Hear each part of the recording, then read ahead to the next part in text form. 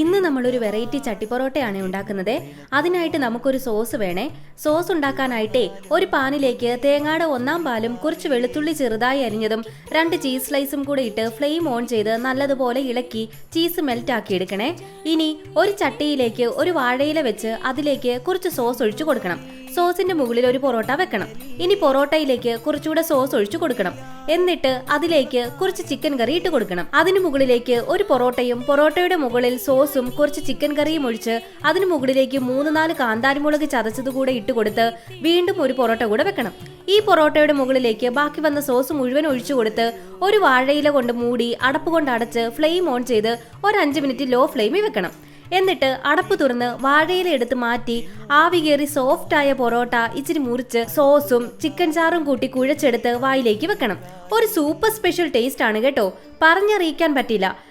Must try item ആണേ.